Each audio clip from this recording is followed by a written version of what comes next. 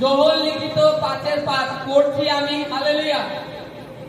আর সেখানে একটি লোক ছিল, সে 38 বছর রোগী। যিশু তাহাকে পড়িয়া থাকিতে দেখিয়া দীর্ঘকাল সেই অবস্থায় রহিয়াছে জানিয়া কইলেন, তুমি কি সুস্থ হইতে চাও? রোগী উত্তর করিলেন, মহাশয়, আমার এমন কোন লোক নাই যে যখন জল কম্পিত হয় তখন আমাকে পুষ্করিণীতে নামাইয়া দেয়। আমি যাইতে যাইতে আর একজন আমার আগে নামিয়া পড়ে। যিশু তাহাকে কইলেন, উঠো, তোমার খাট তুলিয়া লইয়া চলিয়া বেড়াও। তৎক্ষণ সেই ব্যক্তি সুস্থ হইল এবং আপনার খাট তুলিয়া লইয়া চলিয়া বেড়াইতে লাগিল। Hallelujah, hallelujah, hallelujah. আজকে যিশু বলছে আপনাদেরকে, যারা হাঁটতে পারেন না, সমস্যা রয়েছে, যে কাজটি পারেন না সেটি করেন। যেটি আপনি পারেন না করতে সেটা করেন। এই 38 বছর যে ব্যক্তি শুয়ে আছে, তাই তো, সে শুয়ে আছে কি, এটা যে হেডিংয়ে লেখা আছে, জেরুজালেমের ওখানে চাঁদনি ঘাট ছিল, পুষ্করিণী পাশে এক থেকে বলছি। ইয়ার পরে জিহুদীদের একটি পর্ব উপস্থিত হইল, আর যিশু জেরুজালেমে গেলেন। জেরুজালেমের মেজদারের নিকটে একটি পুষ্করিণী আছে, হিব্রীয় ভাষায় সেটির নাম বৈতেসদা। তাহার 5টি চাঁদনি ঘাট আছে। হালেলুয়া। কি বৈতেসদা একটা পুকুর ছিল, সেখানে বিশেষ বিশেষ সময় প্রভুর দূত নেমে আসতো। কি বিশেষ বিশেষ সময়? মনে করুন আজকে নিস্তার পর্ব, প্রভুর দুটো দূত এসে ওই পুকুরে জল দমন করত। মানে এক একটা বিশেষ বিশেষ দিনে সেই পুকুরে জল কম্পন করত। তা সেই জলে যে কেহ আগে নামবে সে সুস্থ হতো। তার যত বড় রোগ হোক, ব্যাধি হোক, সে যদি ওই জলের মধ্যে নামতে পেরেছে, সুস্থ হয়ে যাবে। তার যীশু খ্রিস্ট তখন জেরুজালেম মন্দিরের দিকে আসছিলেন। আস্তে আস্তে দেখলেন একটা লোক, ঈশ্বর যীশু খ্রিস্ট অন্তর্যামী, তিনি জানেন এ কত বছর এই রোগ নিয়ে ভুগছে। তিনি দেখলেন আস্তে আস্তে যে 38 বছর ধরে এই ব্যক্তি এখানে শুয়ে রয়েছে। কত বছর? 38 বছর, একটা দুটো দিন নয়। তার বিশ্বাস, আমি একদিন না একদিন ওই পুকুরে নামবো, সুস্থ হব। তার 38 বছর, আর 38 বছর তার যে জীবনে অলরেডি কেটে গেছে। হয়তো সে পুকুরের কাছে এরকম পুকুরে নামবে, কতবার হয়েছে, নামবে, তার আগে আর একজন এসে ঠক করে থাকবে। সে কিন্তু তাও বিশ্বাস হারায়নি। এরকম কতবার হয়েছে 38 বছরে, তার নেই, কিন্তু সে বিশ্বাস হারায়নি।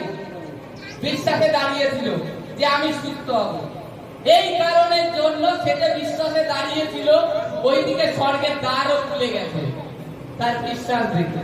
এই কারণে প্রভু যীশু খ্রিস্ট ওইখানে কিন্তু আরো রোগগ্রস্ত লোক শুয়েছিল, ওখানে কিন্তু আরো পীড়িত লোক শুয়েছিল। তাদের কিন্তু যীশু খ্রিস্ট একবারও বলেনি তুমি সুস্থ হতে চাও, ওঠো, তোমার খাট তুলে বাড়ি যাও। বলেছেন আমি এটাই বললাম, কারণ এর যে বিশ্বাস, যে বিশ্বাসে দাঁড়িয়েছিল, আর 38 বছর, একটা দুটো বছর নয়। আমরা বাইবেলে যদি দেখি, মানে কেউ কিছু পাওয়ার আশায়, যেরকম যাকব রাহেলকে পাওয়ার জন্য প্রথম 7 বছর দাসত্ব করে, পরে 7 বছর, 14 বছর। যোসেফকে দেখি, সে মিশরে যখন মানে রাজা মন্ত্রী হয়, তাও ওরকম 14 বছর মতো, 3 না 4 বছর জেল খেটেছিল। এই যে ব্যক্তি মানে 38টা বছর ওইভাবে শুয়ে শুয়ে কাটিয়েছে, তাকে কেউ খাবার দিয়ে যেত, খেত, কোনোদিন না খেয়ে শুয়ে থাকতো, কিন্তু তার মনে বিশ্বাস ছিল আমি সুস্থ হব। তা প্রভু যীশু খ্রিস্ট আসলেন, তুমি তোমার শয্যা তোলো আর হেঁটে বেড়াও। জিজ্ঞেস করলেন তুমি কি সুস্থ হতে চাও? সে উত্তর দিল কি, প্রভু আমার কাছে এমন কোন লোক নেই যে আমি যখন পুকুরে জলকম্পন হয় আমাকে আগে নামিয়ে দেয়, কেউ নেই প্রভু। আজকে আপনারা এসেছেন, আপনাদেরকে প্রভুকে যে আমার অর্থ নেই প্রভু, আমার নেই কিছু, আমি বিশ্বাস করি। একটু আগে কি আদিতে বাক্য ছিল, বাক্য ঈশ্বরের কাছে ছিল, বাক্য ঈশ্বর। আজকে এই বাক্য আপনাদের জন্য, বলুন আমাদের জন্য। ঈশ্বরের বাক্য, আমরা আজকে সুস্থ হয়ে ফিরে যাব। এই যে দেখুন, তারপরে কি হলো, রোগী উত্তর করিয়া কইলেন, মহাশয় আমার এমন কোন লোক নাই যে জল কম্পিত হয় তখন আমাকে পুষ্করিণীতে নামাইয়া দেয়। আমি যাইতে যাইতে আর একজন আমার আগে নামিয়া পড়ে। যিশু তাহাকে কইলেন, উঠো, তোমার খাট তুলিয়া লইয়া চলিয়া বেড়াও। তাহাতে তৎক্ষণ সে ব্যক্তি সুস্থ হইল এবং আপনার খাট তুলিয়া লইয়া চলিয়া বেড়াইতে লাগিল। হালেলুয়া। কি বললেন যীশু খ্রিস্ট? সে যখন বলল আমার কেউ নেই, প্রভু শুনলেন, শুনে বললেন, যাও তোমার শয্যা তুলে তুমি চলে যাও। অলরেডি তার পায়ে ঘা ভরা ছিল, অলরেডি তার পায়ে ঘা ভরা ছিল। হয়তো শুয়ে শুয়ে দেখছে তার পাও ব্যথা রয়েছে। সে কিন্তু একবারও ভীত হয়নি যে প্রভু বলেছে, যে সে কিন্তু জানে না যিশুকে ঈশ্বরের পুত্র কিনা, তাও জানে না। যে এইটাই ফলো করেছে, যে এই যে ব্যক্তি 38 বছর শুয়েছিল, সে এইটাই ফলো করেছে যে কেউ তো আজ পর্যন্ত এসে আমাকে বললো না তুমি তোমার খাট নিয়ে তুলে হেঁটে বেড়াও। কিন্তু ইনি কে? তার মনে এইটুখানি কি, যে ইনি যেই হোক এনার কথা আমি শুনি। 38 বছর তো শুয়েই কাটিয়ে দিলাম, হয়তো আর একবার উঠতে গেলে নাই করলে লাগবে, কিন্তু আমি উঠবো, আমার বিছনা তুলে আমি উঠে হেঁটে বেড়াবো। আজকে এটাই প্রত্যেককে বলবো, যেটা না পারেন সেটা করুন। যখন আপনি ঈশ্বরের প্রাঙ্গণে উপস্থিত হয়েছেন, ঈশ্বর বাক্যে বলে দিয়েছে সেটা করো, তবে দেখবে ঈশ্বরের মহিমা। বাইবেলে লেখা আছে কি, তোমরা সঠিকভাবে চাও না, এই কারণের জন্য পাও না। সঠিকভাবে প্রার্থনা করো না, বাক্য জানো না, ঈশ্বরের পরাক্রম জানো না। তুমি ভাবছো ঈশ্বর এসে আমার হাত ধরে আমাকে তুলে দেবে, তুমি সারা জীবন বসে থাকো, উঠতে হবে না তোমাকে। ঈশ্বর মানসিক রূপে আসেন না, তিনি তার দাসের দ্বারা। আজকে পেরি সুসমাচার প্রচারক পাস্টার কেন নিযুক্ত করে দিয়েছে ঈশ্বর? ঈশ্বর এই কারণেই নিযুক্ত করেছে, তিনি থাকবেন না, কিন্তু তার আত্মা, পবিত্র আত্মা, পবিত্র আত্মা আপনার মধ্যে, আমার মধ্যে। আগে পুরাতন নিয়মে দেখেছি কোনো কোনো সময় আসতো, কিন্তু এখন অল টাইম ঈশ্বর তার আত্মা দিয়ে রেখে দিয়েছে। তুমি এইটা কেন তোমার মধ্যে ধরো না যে আদিতে বাক্য ছিল, ঈশ্বরের বাক্য, লিখিত যে বাক্য আছে, এই বাক্যই ঈশ্বর। বাইবেলে লেখা আছে তুমি পবিত্র আত্মাতে পরিপূর্ণ হও, তোমাকে বাইবেল পড়তে হবে। হয়তো জাগতিকে তুমি না খেয়ে থাকলে তোমার মা হয়তো খাইয়ে দেয়, এমনি অন্য জায়গায় দিয়ে দেখে তো না খেয়ে শুয়ে থেকো তো কেউ তোমাকে খাওয়ায় কিনা? তোমাকে খেতে হবে, তুমি খাও, তুমি ওঠো, ঈশ্বরের নাম করে ওঠো। যে ঈশ্বর আজকে তোমার ভবনে এসেছি, আমি খালি হাতে যাব না, আমি বিশ্বাস করি। নিজের বিশ্বাসটা প্রকাশ করো। ঈশ্বর বিশ্বাসের ভাষা দেখেন। ঈশ্বর ওই তুমি যে কান্না অনেক প্রকার হয়। যখন পবিত্র আত্মা আজ পরিপূর্ণ হয়ে যাবেন, তখন আপনি একটা কাঁদবেন, সেটা হচ্ছে গিয়ে মানে কতদিন আপনি কাঁদেন না, কত বছর, সেরকম কান্না। আর সে কান্না মানে এত শান্তি, সে শান্তির ধারণার বাইরে, যখন পবিত্র আত্মার থেকে হয়। কিন্তু কান্নার মধ্যে বিশ্বাসের কান্নাও আছে, আর আপনি যে কষ্টে আছেন তার কান্নাও আছে। সেইভাবে চাচ্ছেন না, চলছে তো, চলে যাচ্ছেন। বাইবেলের লেখা আছে, তুমি যখন সুস্থ হতে চাও, ওঠো, তুমি তোমার শয্যা পাথর উঠে হেঁটে বেড়াও। প্রভু বলে দিয়েছে তো বলে দিয়েছে, আজকে বাক্যেও আমাদেরকে বলে এটাই দিয়েছে, তুমি যেটা না পারছো করতে সেটা করো। তোমার কোমরে ব্যথা, যিশুর নামেতে বলো আমার কোমরের ব্যথা সুস্থ হয়ে গেছে, অঙ্গীকার করো। দেখো কোমরের ব্যথা কোথায় যায়। হাঁটুর ব্যথা, কিডনিতে পাথর হয়েছে, তুমি ক্যান্সারে ভুগছ, এভরিথিং ঈশ্বর তার বাক্য দ্বারা অলরেডি করে রেখে দিয়েছে।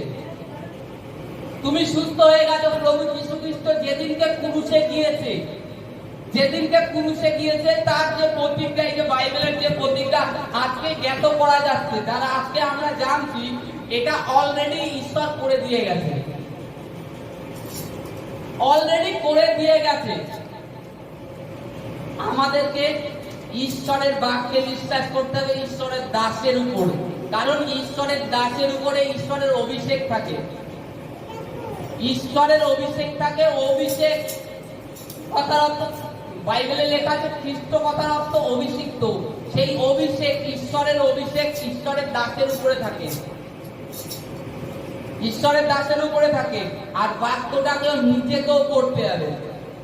এখানে শুনে গেলাম 6 দিন, এবার 6 দিন এইভাবে চলা যায় না।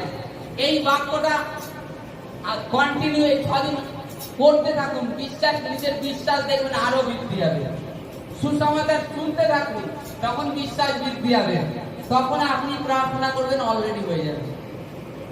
আর আপনার মধ্যে কোনো যদি ছলনা কপট না থেকে থাকে, যাকব অধ্যায়ে স্পষ্টভাবে লেখা আছে, যখন আমাদের হৃদয় আমাদেরকে দোষী পায় না, তখন আমরা যা কিছু ঈশ্বরের কাছে চাই সেটাই আমাদের জীবনে হয়ে যায়। কারণ আমাদের হৃদয় আর দোষী পাচ্ছে না। এই কারণে ঈশ্বরও আমাদের জীবনে সেই কাজটা করে, তাড়াতাড়ি জম করে দেয়। আর যখন দোষী পাই, অলরেডি প্রার্থনায় আমি বাধা পাই, আমি মিথ্যা কথা বলি, আমি চুরি করি, মনে করুন। এবার আমি কিছু চেতে গেলে ঈশ্বরের কাছে, আবার আমি ঈশ্বরকেও ভয় করি, বুঝলেন? আমি ঈশ্বরকেও ভয় করি। এদিকে প্রভুকে বলছি, প্রভু আমার সংসার কিভাবে চলবে, একটু তো।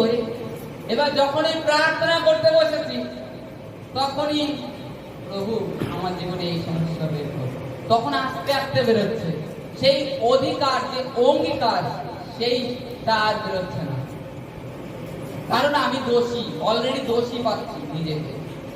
তা আজকে বাক্য যীশু খ্রিস্ট যখন বলেছে চলো, ওঠো, হাঁটো, আজকে আমাদেরকেও লক্ষ্য করতে হবে। ঈশ্বর বলে দিয়েছে আমাকে হাঁটো, যেটা না পারো সেটা করো, প্রার্থনা করে। বাইবেলে লেখা আছে, গীত সংহিতায়, যারা সদা প্রভুর অপেক্ষা করে তারা উত্তর ঈগল পক্ষীর ন্যায় নতুন যৌবন পাবে। উত্তর এর কথার মানে কি?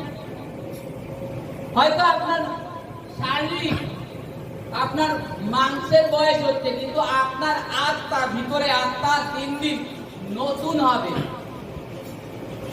ঈগল পাখিকে দেখেছি, ঈগল পাখির সম্পূর্ণ ঘটনা জানি। ঈগল পাখি কেন বেশি দিন বাঁচে? যত পাখি আছে তার থেকে ঈগল পাখি বেশি দিন বাঁচে। মিনিমাম ঈগল পাখির আয়ু 40 থেকে 50 বছর হয় একটা ঈগল পাখি। কেন জানেন? ঈগল পাখি তার যখন কোন রোগ ব্যাধি হয়, সে অলরেডি তখন খাওয়া বন্ধ করে দেবে। নিজের ঠোঁটটাকে পাথরে মেরে মেরে ঠোঁট আগে ভাঙবে, যাতে কিছু না খেতে পারে, লোভ লাগলেও ঠোঁট ভাঙবে। ও তার আগে নিজের শরীরের সমস্ত পশম তোলে, পশম তোলার পরে পাথরে নিজের ঠোঁট ভাঙবে। ঠোঁট ভেঙে এমন উঁচু হয়ে যাবে, আকাশের মেঘের, সাদা মেঘেরও উপরে থাকে, ওরও উঁচু উপরে গিয়ে উঁচু গিয়ে থাকবে। যতদিন ওই নতুন ঠোঁট না হবে, যতদিন ওই পাখাগুলো বড় না হবে, ততদিন খাবে না, ততদিন ওইভাবেই থাকবে। এই কারণের জন্য বাইবেলে ঈগল পাখির সাথে তুলনা করেছে আমাদেরকে। ঈগল পাখিকে দেখো, আজকে হয়তো ফাস্টিং করার কথা বলি, ফাস্টিং করলে হয়তো পারবো না, কষ্ট হবে। যখনই আমরা ফাস্টিং করি, নিজের শরীরটাকে মারি, তখনই আমাদের ওদিকে ভিতরের যে অর্গান গুলো ডিস্টার্ব হয়ে থাকে না, সমস্যাগ্রস্ত হয়ে রয়েছে, রোগগ্রস্ত, সেই অর্গান অলরেডি ভালো হতে থাকে। আজকে আমাদেরকেও তদ্রূপ ঈগল পাখির মতন নতুন যৌবন পাবো, কখন ঈশ্বরের আজ্ঞা মেনে তার বাক্য ফলো করলে। কারণ বাক্যে লেখা আছে, ঈশ্বর যখন বলে দিয়েছে তুমি ওঠো হাঁটো, এটাই আমাদেরকে ধরতে হবে যে ঈশ্বর বলে দিয়েছে, তবে আমাদের জীবনে সেটাই কার্যকারী হবে। আজকে বাক্য গভীরভাবে ফলো করো। এই ব্যক্তি একবারও যিশুকে ডেকে ডাকেনি যে যিশু তুমি আমার কাছে আসো, সে কিন্তু ডাকেনি, ডেকেছিল। তার কাছে যিশু এসছে, কারণ যিশু খ্রিস্ট দূরের থেকেই দেখে বুঝে গিয়েছিল যে এতদিন রয়েছে আর এত বড় বিশ্বাস নিয়ে, এই কারণে এসেছিল প্রভু। যে 38টা বছর, ভাবতে পারছেন? তাহলে তার কতটা বড় বিশ্বাস। আর যখনই যিশু খ্রিস্ট বললো, সে কোনো ডানে বায়ে ভাবনা চিন্তা করলো না যে আমি 38 বছর ধরে শুয়ে রয়েছি আর আজকে আপনি বলছেন আমি উঠে হেঁটে যাবো, এটা কেমন হয়ে গেল, আবার আমার হাত তুলেও বাড়ি চলে যাবো। সন্দেহ বলেন না, সন্দেহ শয়তান থেকে আসে। শয়তান আপনাকে ঈশ্বরের অনুগ্রহ থেকে বঞ্চিত রাখে। আর দ্বিতীয়ত, আপনার নিজের ব্রেন আপনাকে সবসময় অবিশ্বাসের মধ্যে, অন্ধকারে রাখতে চায়। কারণ আপনি কাকে বিশ্বাস করছেন? সেই অদৃশ্য পরমেশ্বরকে। আর অদৃশ্য জিনিস কখনো নাশ হয় না, এটা জানেন তো? আর অদৃশ্য কোনোদিন শেষ হয় না, এটা জানেন? যা দেখা যায় না, যা ধরা যায় না, তার কোনোদিন শেষ নেই। কিন্তু যা দেখা যাচ্ছে, যা ধরা যাচ্ছে, তার নাশ আছে, তার ভয় আছে। আর আপনি সেই অদৃশ্য পরমেশ্বরের উপরে বিশ্বাস করছেন। আপনার যে বিশ্বাস সেই ঈশ্বরের উপরে আছে, আর ঈশ্বর বিশ্বাসের ভাষা দেখে। দেখেছেন না, প্রার্থনা করতে করতে কারোর মাথায় ব্যথা কমে গেছে, হাতে ব্যথা, বুকে ব্যথা কমে গেছে। আপনি কি ঈশ্বরকে বলে দিয়েছিলেন যে আমার বুকে এই জায়গায় ব্যথা হচ্ছে? আপনি হয়তো বলেছেন আমার প্রভু বুকে ব্যথা হচ্ছে, প্রভু আমার পায়ে ব্যথা কমায়। বলেছিলেন আমার হাঁটুর নিচে, বলেছিলেন আমার পায়ের তলায়, বলেছিলেন আমার মাজার নিচে, বলেছিলেন আমার পেটে নাড়িতে যে টিউমার হয়েছে, জরায় নাড়িতে সেইখানে হয়ে রয়েছে, বলে দিয়েছিলেন কেউ? না, বলেছিলেন টিউমার হয়েছে প্রভু। কিন্তু সেই জায়গাতে প্রার্থনা করতে করতে সেই টিউমার ওই জায়গাতে গায়েব হলো কি করে? কিংবা আপনার পায়ের তলায় কি করে হলো? কারণ ঈশ্বর যিনি আপনাকে আমাকে তৈরি করেছেন, তিনি জানে আপনার আমার মধ্যে কোথায় কি সমস্যা আছে, আর তিনি জানে একে কখন কি দিতে হবে। সেইভাবে পেলে অবশ্যই আগে পেয়ে যাবে, আর যদি সেইভাবে না চাই, এ হয়তো এইভাবে চলে যাবে। আমাদেরকে যেতে হবে, আর বাক্য অনুসরণে ঈশ্বর বলে দিয়েছে যখন, আমাদের সেই বাক্যে বিশ্বাস করতে হবে। Hallelujah, hallelujah, hallelujah, hallelujah, hallelujah, জয় যিশু। হচ্ছে গিয়ে যাদের ধন্যবাদ আছে অবশ্যই আমরা দিয়ে যাব।